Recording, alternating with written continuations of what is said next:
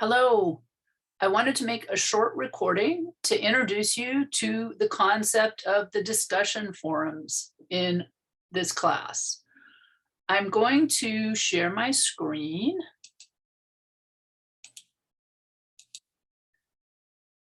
And hopefully you can see the first discussion forum on the screen. This forum is called Baldus and Truth in Photography. And it starts out with a list of goals. So it's basically you want to explore the work of Edward Baldus, who is one of the artists on your slide list for exam 1. You want to explain the technique he used to create this work. You want to elaborate on the implications of this new way of working for photographers in relation to the idea of photographic truth. And you want to contextualize his practice in the modern day by explaining implications for photographers working today. So by reading those goals, you can see that I'm asking you very specific questions, and I'm going to show you the best way to start answering these questions. The first thing that I would do is open up the review questions, which I have right here in another tab. And the reason that I'm doing this is because you can assume that every assignment in this class is building on itself. And so if I'm asking you about Baldus for the discussion forum, you can assume that there are going to be questions about him on the quiz and exam. And if you look at the review questions, you can see that I have a review question down here at the bottom. What was special about the photograph Cloister of St. Trophime et al. By Edward Baldus? How was the photograph made?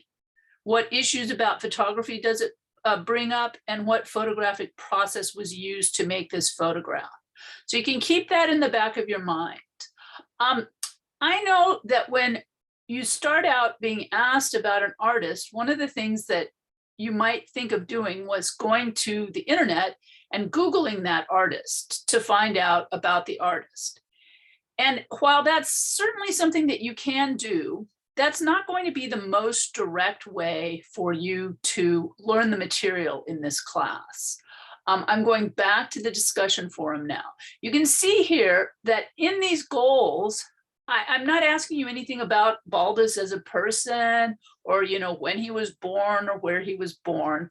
Information like that is called biographical information, and that would be the date of birth and death, marriage, accomplishments, occupations. Now, some of this information is going to apply to the artist. And for some artists, their biographical information is more important than for others. But please understand that for this class, I'm not asking you to go to the web and start doing general research. I'm giving you everything that you need for the assignment in this assignment. So the first thing it asks you to do is watch. And you can watch a short video on Baldus, which is literally 2 minutes long. So you guys, you need your CSUN login and password, but you can watch this, it's 2 minutes long. The second thing it does is ask you to read about Baldus in the PDF lecture from chapter 2. So this is really going to be your single most important source for information for the class. The PDF lectures are long, but I'm going to show you something. So I'm going to open this up. I'm going to click on chapter 2. And for me, it's going to open it up in another window. So I'm going to do a new share. And I'm going to show you that. And so here we are in the PDF lecture, which is very long. There's 62 slides. But what I would recommend that you do, rather than searching on the internet, is to come here. I use a Mac, so I'm going to do Command F, which is going to open up a little search window. I'm going to type Baldus into that, and I'm going to search.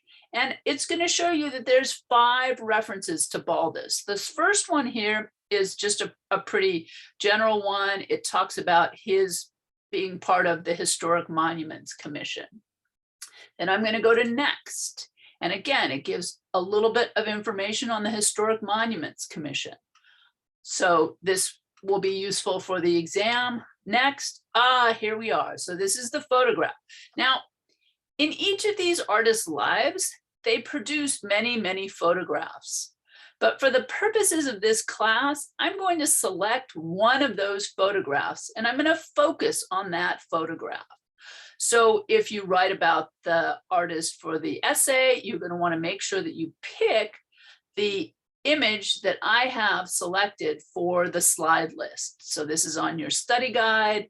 And so that's the image that you want to focus on. So here it is. And then I'm going to go to next. And this is going to give me, so this slide right here is going to give me a lot of information about Baldus. This is the information about him that I want you to have. And then next, and there's the next. So you've got two slides with a lot of information, and you can use this to answer the discussion questions. You can use this to answer the review questions.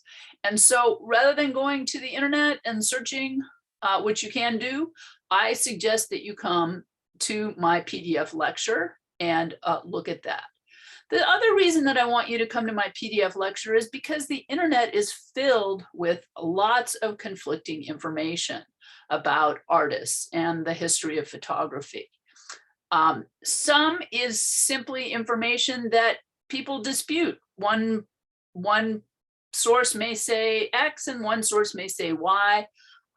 Other people might just have a different kind of interpretation, but all of the answers to the quiz are going to be found in my PDF. They're not going to be found on the larger internet. So this is by far the most efficient way for you to search. All right, so let me come back here. I'm going to go back to the discussion. So you can watch a short video, 2 minutes. You can search in the PDF. And then I even give you one more resource. Read about Baldus here. And this is going to open up, this is from the Metropolitan Museum. And this is all information that's congruent with the information that I have about Baldus. So if you want to go to a source, I suggest you go here. All right, and then if you come down, you're going to look at the initial post, and the questions are asked you to consider this image, the Cloister of St. Trophime. How did he make the image and what was special about it? That's all. I'm not asking when he was born. I'm not asking where he was born. I'm just asking how did he make the image and what was special about it. Then I'm asking you to think about today. What is an equivalent technique photographs use today to create similar images? So, you're going to answer that with whatever knowledge you have. Do you feel that it is ethical for photographers to alter their photographs like Baldus did? Folks, this is not an answer that you can find on the internet. This is based on your own experience, your own moral compass, your own ideas about photography.